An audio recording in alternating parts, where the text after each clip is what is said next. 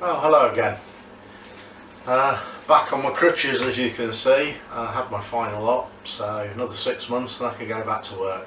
Meanwhile, I'm going to be doing lots of physiotherapy and pottering around in here.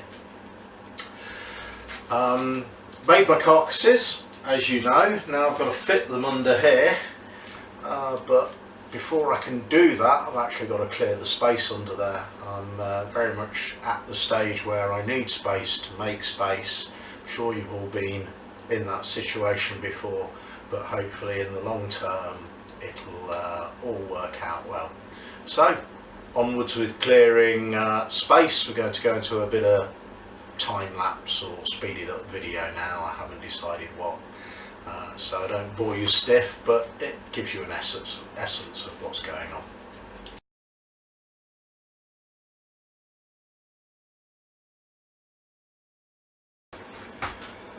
So there we go, that's all that cleared up. That's Ellie, by the way. That was a lot harder than it should have been, not only because of my dodgy knee, but the fact that when I put it in as a temporary measure, I managed to knacker all the screw heads up. Must have been having a really bad day. That's something I lecture my brother about, using fresh bits and fresh screws and not reusing them. Hope he's not watching this, otherwise he'll have a good old laugh at me. Right, so now I've got all my carcasses made. I'm going to start offering them up, and I'm going to pack them all up level, fit them all in place, and then temporarily I'm going to put the old surface back on until I've made a new one, which is the project I'm going to be doing after I've made all the drawer units. So onwards. Well, when I started this set of movies, I said that I would show you everything warts and alls, including all of my mistakes. Well, I've made quite a good one, I've got to admit. I've made all my carcasses up and I've made them all the wrong way round. Very clever. They need to sit this way, and I've put the rails here, and they should obviously go on the top. So I've got to undo them all, cut them out somehow and redowel them. So what I'm going to do is I'm going to do them one by one, take them to bits, re-drill and screw them, and then fit them as I go along. Bit of a stupid schoolboy error, but I'm learning. I hope you see me make these stupid mistakes, you'll have a little bit of thought when you try this sort of thing yourself. Okay.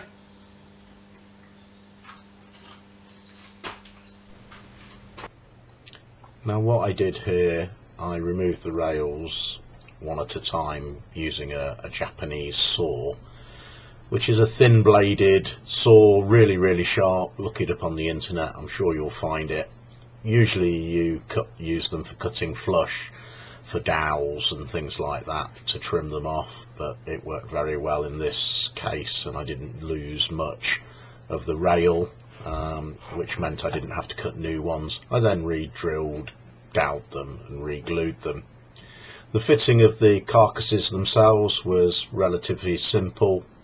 I used some plastic window packers front and back, and I made some wooden packers and trims to fit the ends to make it all stable.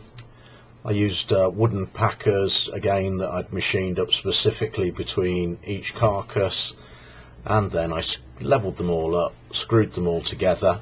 I was going to grout underneath the gaps, but didn't bother because the actual construction was really strong and it didn't need it. Well, my carcasses are all fitted now. Went in quite well, got them all packed out, got them all nice and level. They're all on packers because they haven't got feet on as such. I was thinking of grouting them under the gaps, but they really are solid, so I'm not worried about that. The next part I'm going to do is to plant a edging strip everywhere to tidy that up a little bit. And then it's a case of making the drawers and fitting them. The drawers I'm probably going to have pre-cut elsewhere near as damn it, and then trim them according to the draw runners here, purely and simply because I don't have a large table saw at the moment and I can't really effectively cut an 8x4 sheet.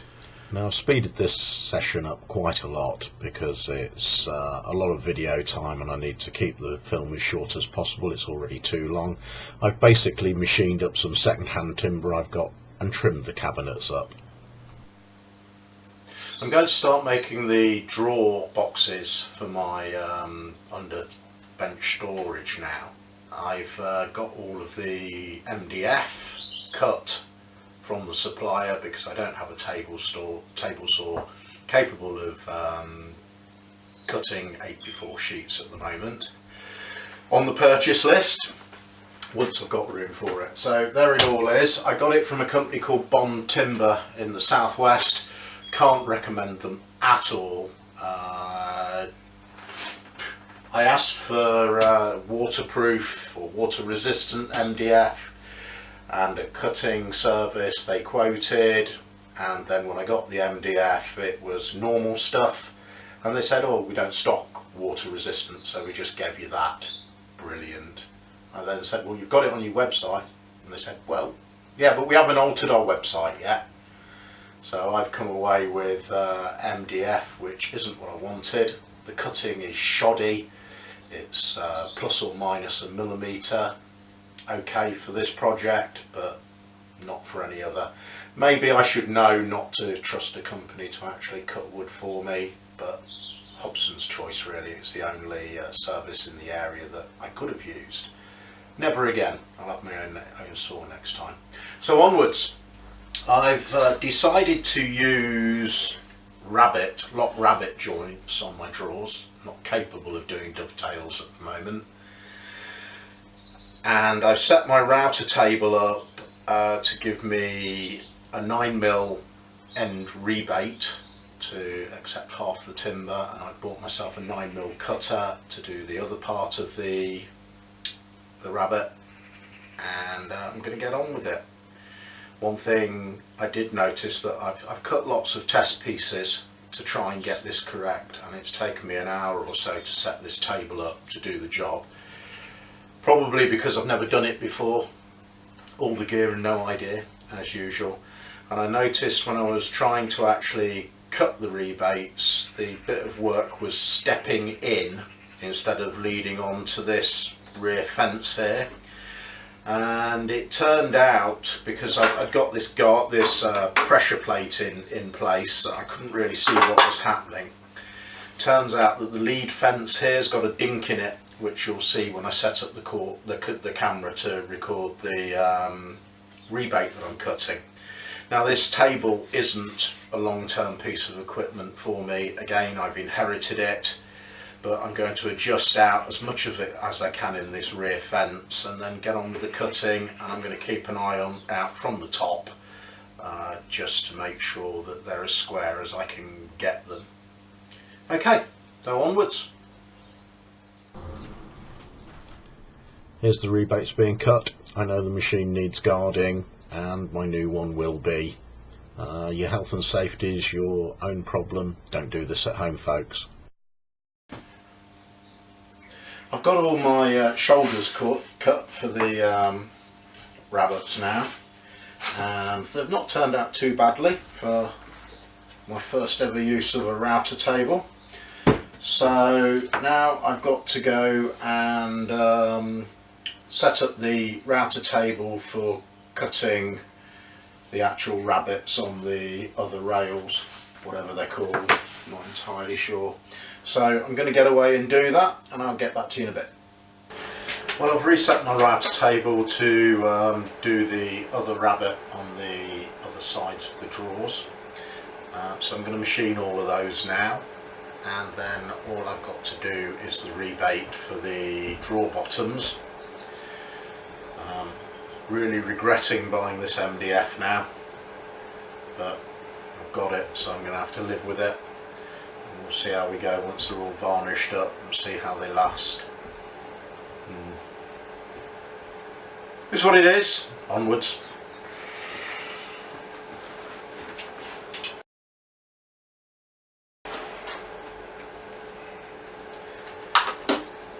Well, that's cutting okay. As you can see, I'm getting a load of sawdust here, so I'm going to have to move the extraction. Quite know how it's going to work when I want to cut the rebate for the bottoms. I imagine I'm just going to have to put up with a load of dust. So I'm going to move the vacuum for now and then start machining them all. Well, I've done all the end rebates for the rails and now I've got to do the draw bottom rebates. I sort of thought about rigging stops up somehow here and at the other end so I can run them through and the draw rebate won't go through the rabbet at the end. But I thought what I'd do was I'd just have a go at trying to line one up by hand.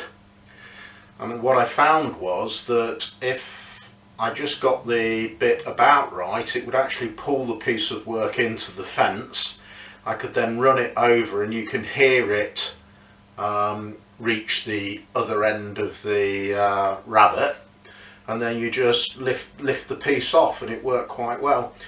So I'm going to show you that. I don't know whether it's safe. I'm sure some experienced woodworker will chirp in and tell me I'm doing it all wrong, but given the equipment I've got and I'm not keeping it, I'm not going to spend forever adapting fences and such like, because I've been in it and getting a new one.